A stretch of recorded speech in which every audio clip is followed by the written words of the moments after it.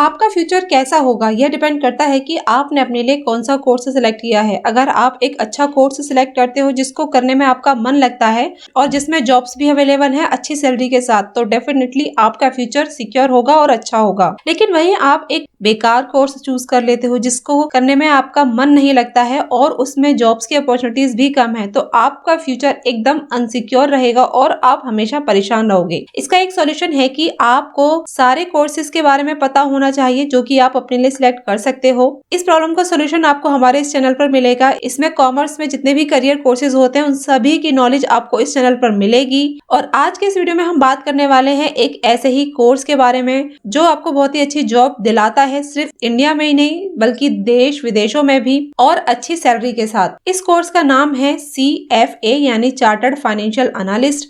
आज के इस वीडियो में हम डिटेल में डिस्कस करेंगे CFA कोर्स के बारे में कि ये इस कोर्स का क्या मतलब होता है, इसकी एलिजिबिलिटी क्या है, ड्यूरेशन क्या है, कॉस्ट क्या है, इसमें आपको क्या क्या सब्जेक्ट्स पढ़ने पड़ते हैं, कितनी सैलरी मिलेगी, आपको क्या काम करना पड़ेगा, किस तरह की जॉब्स आपको मिलेंगी, साथ ही साथ इस कोर्स को करने के बाद क्या इसकी वैल्यू है मार्केट में। साथ ही साथ आप विजिट कर सकते हैं हमारी वेबसाइट www.commercesuper.com पर, जहां पर आपको कॉमर्स से रिलेटेड कई सारी इन्फॉर्मेशन मिलेंगी। तो चलिए इस वीडियो को स्टार्ट करते हैं। देखिए, CFA जो कोर्स है उसकी फुल फॉर्म है चार्टर्ड फाइनेंशियल एनालिस्ट। यह एक प्रोफेशनल कोर्स है फाइनेंस की इंडस्ट्री में और यह कोर्स ऑफर कराया जाता है एक अमेरिकन बेस्ड CFA इंस्टीट्यूट से। इस कोर्स को करने के बाद आप एक्सपर्ट बन जाते हो फाइनेंस के मैनेजमेंट और उसके इन्वेस्टमेंट में। फाइनेंस मतलब मनी, यानी उस मनी का किस तरह से मैनेजमेंट किया जाए, उसको किस तरीके से इन्वेस्ट किया जाए जिससे कि हमें मैक्सिमम रिटर्न रिसीव हो। अब यह काम आपको सुनने में आसान लग रहा होगा लेकिन है मुश्किल, क्योंकि जब फाइनेंस मैनेजमेंट की बात आती है एक कंपनी के अंदर, एक बिजनेस के अंदर, तो यह बहुत बड़ा काम हो जाता है। क्योंकि वहां जो पैसा होता है कोई लाख 2 लाख नहीं होता, अरबों खरबों में वहां बात होती है। तो उसको किस तरीके से मैनेज किया जाए, कहाँ कहाँ पर उसको इन्वेस्ट किया जाए जिससे कि बिजनेस को प्रॉफिट हो और उससे मैक्सिमम रिटर्न मिल सके, यानी पैसे से पैसा कमाया जा सके, इस चीज में ही CFA एक्सपर्ट होता है। इस कोर्स को करने का फायदा ये होता है कि ये एकदम अप टू डेट रहता है, सबसे ज्यादा अप टू डेट रहने वाला कोर्स है ये, और एकदम रियल वर्ल्ड में जितनी भी स्किल्स चाहिए होती हैं फाइनेंस को मैनेज करने के लिए, वो सारी स्किल्स आपको इस कोर्स में सिखाई जाती हैं। और इस कोर्स को करने के बाद आप अपने नाम से पहले CFA चार्टर्ड लगा सकते हो। तो ये जो CFA कोर्स है ये 3 पार्ट्स में डिवाइडेड है और हर एक पार्ट का नाम होता है लेवल, यानी लेवल फर्स्ट, लेवल सेकंड और लेवल थर्ड। लेवल फर्स्ट एक एंट्री लेवल होता है, यानी जब आपको एडमिशन मिलेगा तो आपको लेवल फर्स्ट क्लियर करना पड़ेगा, उसके बाद आप लेवल 2 में जाओगे, फिर लेवल थर्ड में जाओगे। लेवल फर्स्ट में आपके पास 10 सब्जेक्ट्स होते हैं पढ़ने के लिए और इस कोर्स की स्पेशलिटी ये है कि आपको तीनों लेवल में जो सब्जेक्ट्स हैं वो सेम ही मिलेंगे, लेकिन इसमें जो पढ़ाए जाने वाले टॉपिक्स हैं वो चेंज होंगे और साथ ही साथ उनका जो टफनेस है वो भी इंक्रीज होती जाएगी। लेवल 1 का जो एग्जाम होता है उसमें 180 MCQs पूछे जाते हैं और लेवल 2 इसका जो एग्जाम होगा उसमें 88 केस स्टडीज पूछी जाती हैं और हर एक केस स्टडी में 7 to 11 मल्टीपल चॉइस क्वेश्चंस होते हैं। लेवल थर्ड लास्ट स्टेप है और इसमें आपको केवल 7 सब्जेक्ट्स ही मिलेंगे और इसमें जो एग्जाम्स का पैटर्न होता है वो केस स्टडीज प्लस MCQ होता है और साथ ही साथ आपको डिस्क्राइब भी करना पड़ता है अपने आंसर को। अब बात आती है कि CFA चार्टर बनने के लिए आपको क्या क्या स्टेप्स करने पड़ेंगे। तो फर्स्ट ऑफ ऑल आपको CFA प्रोग्राम कंप्लीट करना पड़ेगा, तीनों लेवल क्लियर करने पड़ेंगे। फिर 4 साल का आपका वर्क एक्सपीरियंस होता है और जब आपके पास 4 साल का वर्क एक्सपीरियंस हो जाए तब आप CFA इंस्टीट्यूट की मेंबर के लिए अप्लाई कर सकते हो। जब आप उसके मेंबर बन जाओगे तो अपने नाम के आगे आप CFA चार्टर्ड लगा सकते हो। उसके बाद आती है एलिजिबिलिटी, यानी आपके पास मिनिमम क्या योग्यता होनी चाहिए इस कोर्स में एडमिशन लेने के लिए। तो देखिए, इस कोर्स की जो मिनिमम एलिजिबिलिटी है वो है ग्रेजुएशन। अगर आपने किसी भी स्ट्रीम से, चाहे वो कॉमर्स हो, आर्ट हो या फिर साइंस हो, ग्रेजुएशन की है तो आप इस कोर्स में एडमिशन ले सकते हैं। और अगर आपने ग्रेजुएशन नहीं की है, कोई प्रोफेशनल कोर्स किया है या कुछ और किया है, तो आपके पास 4 साल का वर्क एक्सपीरियंस होना चाहिए। इसके साथ ही क्योंकि ये अमेरिका में कराया जाता है तो आपके पास एक वैलिड पासपोर्ट होना चाहिए। अब कुछ स्टूडेंट्स के मन में आ रहा होगा कि हम ग्रेजुएशन कर रहे हैं तो क्या हम एडमिशन ले सकते हैं, तो इसका आंसर है यस, आप प्रोविजनल बेसिस पर एडमिशन ले सकते हो अगर आप अपनी ग्रेजुएशन के फाइनल ईयर में हो।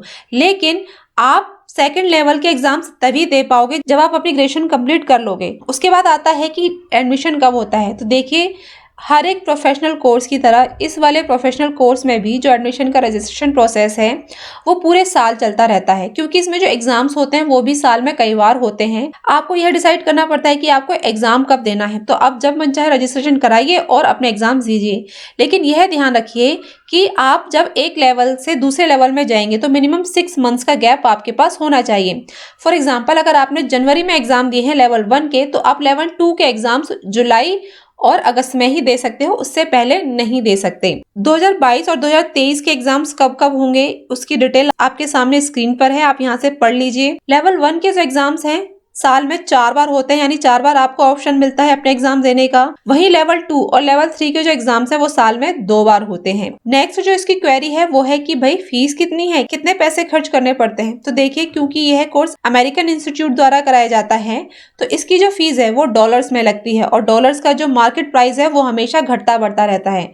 कुछ टाइम पहले वो 70 रुपीज था, फिर 75 हुआ और आजकल वो 76 के आसपास चल रहा है। तो आप इस कोर्स में जब एडमिशन लोगे उस टाइम पर डॉलर का जो प्राइस होगा उससे अगर आप मल्टीप्लाई कर लोगे तब आपकी एक्चुअल फीस निकल कर आ जाएगी। तो 2.5 लाख से 3 लाख तक का खर्चा आपका होता है, और ये पेमेंट आपको एक बार में नहीं करनी होती है। जब तक आपका ये कोर्स चलेगा धीरे धीरे करके आप ये पेमेंट करोगे। देन इसमें क्या क्या सब्जेक्ट्स होते हैं, तो देखिए जो सब्जेक्ट्स होते हैं 10 सब्जेक्ट्स होते हैं। मैंने बताया था लेवल 1 और लेवल 2 में आप ये पढ़ सकते हो, लेकिन जो 3rd लेवल में है उसमें आपको 3 सब्जेक्ट से राहत मिल जाती है, और वो जो सब्जेक्ट्स हैं वो है quantitative methods, financial reporting and analysis और कॉर्पोरेट फाइनेंस। देन इसका मीडियम क्या होगा, क्या हम हिंदी में एग्जाम दे सकते हैं, तो आंसर है नो, क्योंकि अमेरिका के थ्रू कराया जाता है तो आपको इंग्लिश में ही एग्जाम देना है। आपकी इंग्लिश अच्छी होनी चाहिए इस एग्जाम को देने के लिए। अब इसको करने में टाइम कितना लगता है, तो देखिए टाइम डिपेंड करता है पर्सन टू पर्सन, आप कितनी मेहनत करते हो, आप सीरियसली लेते हो इस कोर्स को या फिर आप एज अ पार्ट टाइम लेकर चल रहे हो कि हाँ जी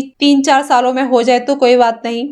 तो जितनी मेहनत आप करोगे उतने ही कम टाइम में आप इसको कर पाओगे। ऑन एन एवरेज इस कोर्स को करने में लगते हैं 2 से 5 साल, लेकिन अगर आप बहुत मेहनत करते हो तो 6-6 महीने का गैप रखकर आप 18 महीनों में ही इस कोर्स को कंप्लीट कर सकते हो। लेकिन रियलिटी में बहुत ही कम स्टूडेंट्स होते हैं जो कि 18 महीनों में इस कोर्स को कर पाते हैं। ज़्यादातर जो स्टूडेंट्स होते हैं वो 1.5 से 2 साल तक का समय तो लेते ही लेते हैं। उसके बाद है प्रैक्टिकल ट्रेनिंग। तो प्रैक्टिकल ट्रेनिंग इसमें कंपलसरी है, 4 साल की प्रैक्टिकल ट्रेनिंग होनी चाहिए, चाहे आप CFA के साथ साथ करो या फिर CFA के सारे एग्जाम्स देने के बाद करो, choice is up to you. और जो ट्रेनिंग होगी वो फाइनेंस मैनेजमेंट और उसके इन्वेस्टमेंट से रिलेटेड ही होनी चाहिए। उसके बाद है कि भाई CFA करने के बाद हमें काम क्या क्या करना पड़ेगा। तो देखिए, जैसे कि मैंने अभी बताया था कि CFA कोर्स करने के बाद आप एक्सपर्ट बन जाते हो फाइनेंस के मैनेजमेंट में और उसके इन्वेस्टमेंट में, कि किस तरह से फाइनेंस यानी मनी को मैनेज किया जाए, उसको इन्वेस्ट किया जाए। तो इससे रिलेटेड जितने भी काम होते हैं वो आपको सारे करने पड़ेंगे, यानी फाइनेंशियल प्लानिंग और मैनेजमेंट, वेल्थ मैनेजमेंट, और इसमें जो मेन काम होता है वो होता है पोर्टफोलियो मैनेजमेंट का। पोर्टफोलियो मैनेजमेंट की जो फाइनेंस है उसको थोड़ा थोड़ा करके हर एक सेक्टर में इन्वेस्टमेंट करना, तो एक पूरा पोर्टफोलियो बनाते हैं फाइनेंस का। फिर इक्विटी रिपोर्ट्स आपको प्रिपेयर करनी पड़ती हैं, फाइनेंशियल एडवाइस देनी पड़ती है अपने क्लाइंट को, मार्केट में स्टॉक्स किस तरह से परफॉर्म कर रहे हैं उनको ट्रैक करना पड़ता है, उनका पूरा डेटा निकालना पड़ता है, और कौन सा स्टॉक्स अच्छा है इन्वेस्टमेंट के पर्पज के लिए, तो वो सारी डिटेल इन्फॉर्मेशन आपको यहाँ पर निकालनी पड़ती है। इन सब की रिटर्न रिपोर्ट्स आपको बनानी पड़ती है। अब बात आती है कि CFA करने के बाद हमें किस डेजिग्नेशन पर काम करना पड़ेगा।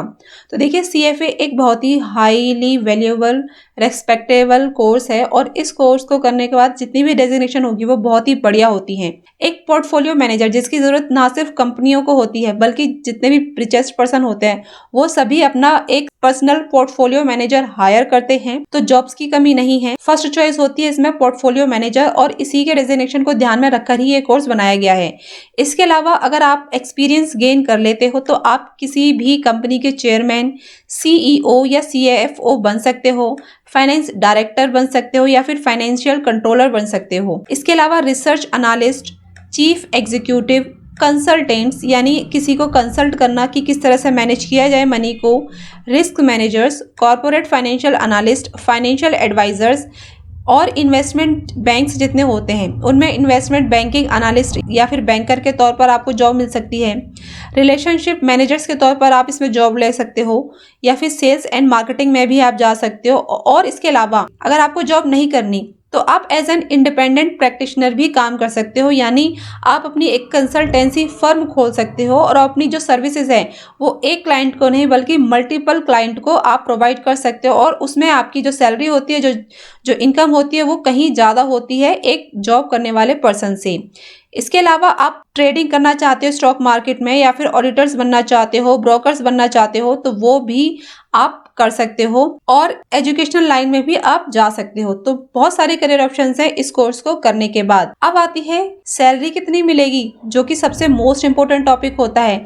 तो देखिए, सैलरी की आप चिंता मत कीजिए, क्योंकि ये बहुत ही अच्छा कोर्स है, हाईली रिकॉग्नाइज्ड है, सिर्फ इंडिया में नहीं बल्कि पूरी दुनिया में 400 से ज़्यादा कंट्रीज में, यानी कहीं भी आपको जॉब मिल सकती है। लेकिन जो सैलरी होगी ऑब्वियसली वो कंट्री पर डिपेंड करेगी कि किस कंट्री पर आप जॉब करते हो।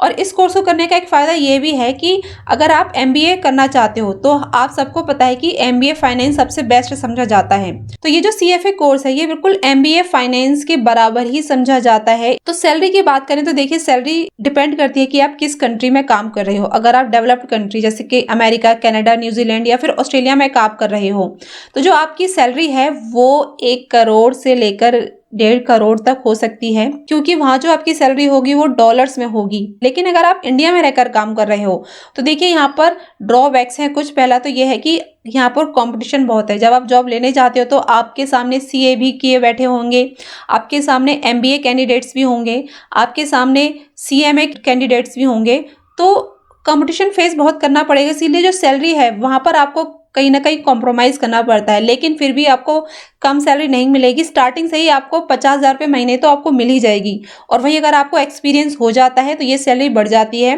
तो डेफिनेटली ये कोर्स काफ़ी अच्छा है। डिपेंड करता है कि आप किस फील्ड में जाना चाहते हो और आपकी चॉइस क्या है। तो इसी के साथ ये वीडियो खत्म होता है। आई होप ये वीडियो आपको पसंद आया होगा। कैसा लगा आपको यह वीडियो नीचे कमेंट बॉक्स में लिखकर जरूर बताइएगा, और इसके अलावा किस टॉपिक पर आप नेक्स्ट वीडियो चाहते हो वो भी आप लिखकर जरूर बताइएगा। पसंद आया हो तो लाइक कीजिए, इस चैनल को सब्सक्राइब कीजिए और अपने सभी फ्रेंड्स के साथ शेयर कीजिए। तो मिलते हैं नेक्स्ट वीडियो में, तब तक के लिए थैंक यू।